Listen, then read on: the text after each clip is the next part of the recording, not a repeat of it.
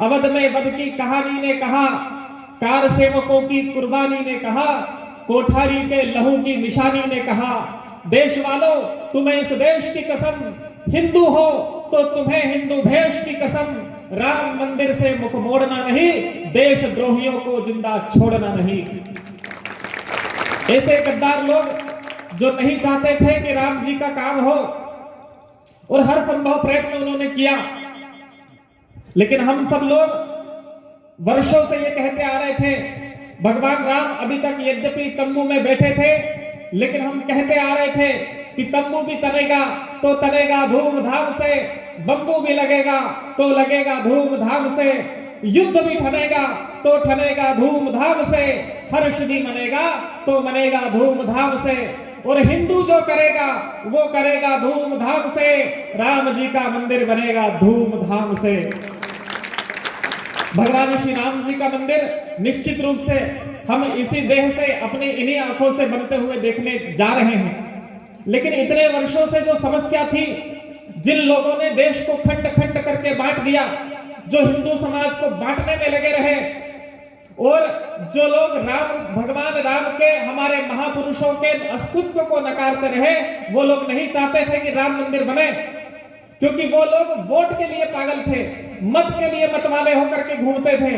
लेकिन भैया हम भी तो राम भक्ति के मतवाले हैं, हम भी तो देशभक्ति के मतवाले हैं, इसलिए हमारी उन लोगों को खुली चुनौती है कि मतवालों से टकरा के देख लीजिए, और जोर हो तो जोर आजमा के देख लीजिए, जीतता है राम या हराम जीतता है। अब कहीं भी निर्वाचन करवा के देख लीजिए, हैसियत का पता चल जाएगा अंजाम से, राम जी का मंदिर बनेगा धूमधाम से। भगवान राम जी का मंदिर हम अपने पूर्ण सामर्थ्य के साथ उसमें सहयोग करेंगे, लेकिन जैसा मैंने कहा देश के अंदर कुछ जयचंदी प्रवृत्ति के लोग, तो भैया आज तो हम सीधी सी बात कहने आए हैं कि दो तरह के लोग होते हैं, दो तरह के लोग देश में हैं, एक रामजादे और दूसरे हरामजादे। और भैया अब हिंदू बंधुओं ने निर्णय कर लिया है कि इस देश में केवल रामजादे ही रहेंगे, हरामजादों की इस देश में कोई जरूरत नहीं।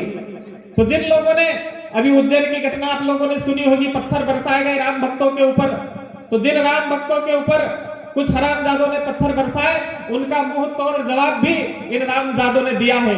और सुन लो हरामजादों, अगर आज के बाद इस तरह की घटना कहीं भी हुई तो तुम्हें जिंदा नहीं छोड़ा जाएगा।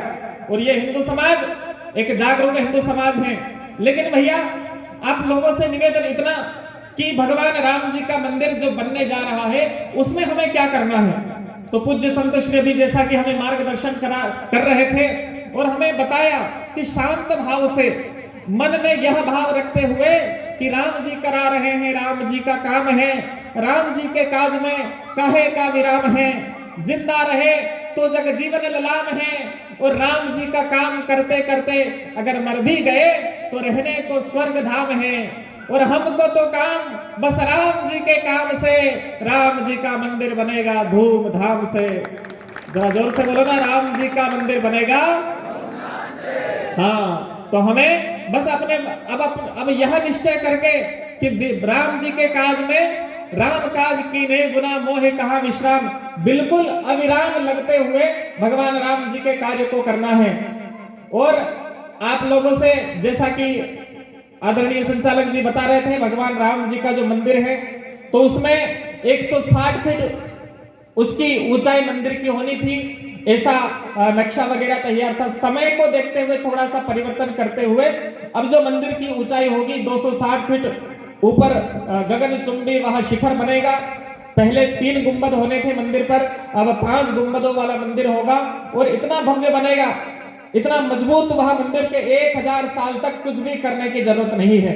हम लोग घर बनाते हैं तो 2-4 साल में लिपा पोती कलर वलर ये करना पड़ता है, लेकिन वो मंदिर ऐसा होगा कि आने वाले 1000 साल तक भी हमें कुछ करने की जरूरत नहीं है। और उसके निमित्त जरूरत है एक विशाल धनराशि की। भगवान राम जी के काम में जब तन देने की बात थी तब 1990 में 92 में लाखों हिंदू बंधुओं ने अपना तन दे करके भी भगवान राम जी के लिए वहां जगह बनाई। और आज अवसर आया है, आज जरूरत है धन की, तो हमें धन से सहयोग करना है। और जैसा संगठन के मार्गदर्शन में 14 जनवरी से 14 फरवरी तक अभियान चलेगा कि घर घर जाकर के हमें समाज में जाना और प्रत्येक व्यक्ति का अंश इसमें लगना चाहिए। हर हिंदू का मान लगे, हर हिंदू का दान लगे और राम के मंदिर में भारत का अभिमान लगे। तो ऐसा निश्चय कि हम प्रत्येक व्यक्ति से संग्रह लेंगे, भगवान राम के लिए समर्पण लेंगे।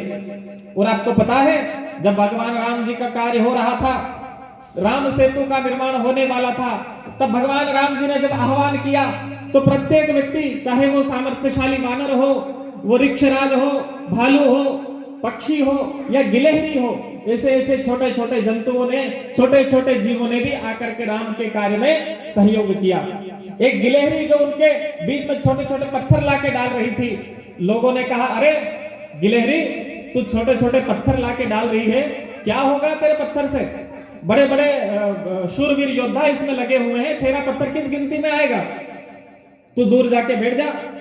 गिलहरी बोली, नहीं, मुझे पता है कि मेरा पत्थर ज्यादा मायने नहीं रखता है, आप लोग बड़े शक्तिशाली हो, शूरवीर हो, लेकिन जब भगवान राम जी के कार्य का इतिहास लिखा जाएगा और इतिहास में जब ये कहा जाएगा कि कौन कौन लोग राम जी के कार्य में सहयोगी बने, तब मेरा नाम राम के काम में सहयोग होने करने वालों की सूची में होगा। मेरा नाम राम जी के काम की हंसी उड़ाने वालों की लोगों की लिस्ट में मेरा नाम नहीं होगा। तो इसलिए बंधुओं, आज हमें अवसर मिला है कि हम भी राम के काम में सहयोगी बन सके, एक छोटी सी गिलहरी की भूमिका हम कम से कम निभा सके। तो आप लोग बताइए कि कौन कौन राम के काम में गिलहरी बनने के लिए तैयार है, गिलहरी की तरह सहयोग देने के लिए तैयार है? जरा हाथ खड़े करके बताइए सभी लोग। बहुत बढ़िया, जरा अपने लिए एक बार ताली बजाइए, क्योंकि हम सब लोग राम के काम में सहयोगी बनने जा रहे हैं। लेकिन मैं निवेदन कर दूं कि केवल गिलहरी तो हम सब लोग हैं, लेकिन गिलहरी से बढ़कर के आज जरूरत है। इसलिए राम जी के काम में नल नील भी आए थे। तो आप में से कौन नल नील की भूमिका में आना चाहते हैं? जरा हाथ खड़े करके ये भी बता दीजिए। बहुत बढ़िया, जरा अपने लिए फिर से ताली बजा लीजिए।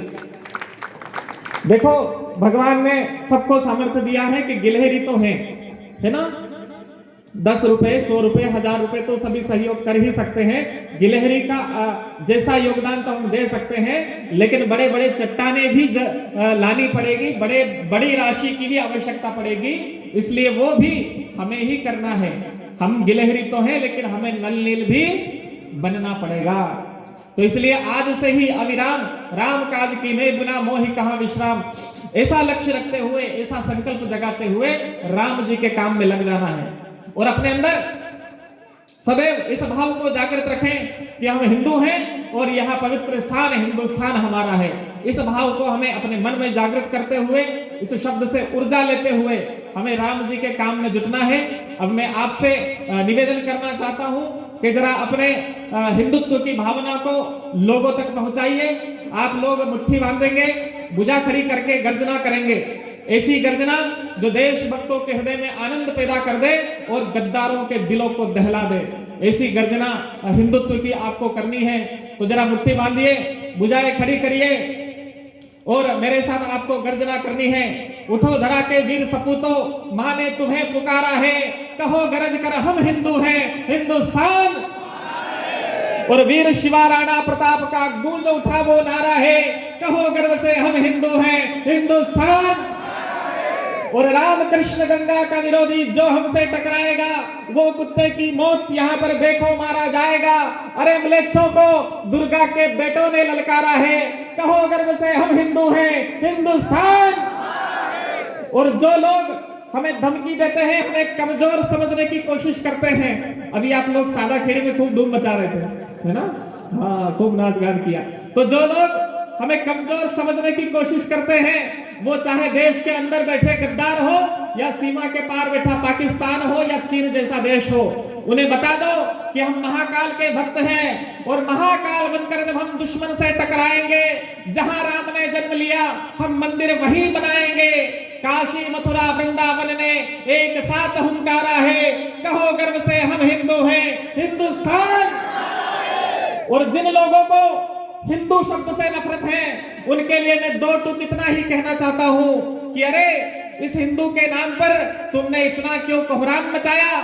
लगता है कि बाप तुम्हारा अफगान या पाकिस्तान से आया। माँ की तार तार चूनर ने फिर तुमको धिक्कारा है। कहो गर्व से हम हिंदू हैं, हिंदुस्तान। कहो गर्व से हम हिंदू हैं, हिंदुस्तान हमारा है। तो बंधुओं, अपने हृदय में राम को रखते हुए हनुमान जी की तरह स्फूर्ति, ब्रह्मचर्य, शक्तिमान बनते हुए भगवान राम के कार्य में लगना है। इसी आग्रह के साथ मैं अपनी वाणी को विराम देता हूं। बहुत बहुत धन्यवाद। जय श्री राम।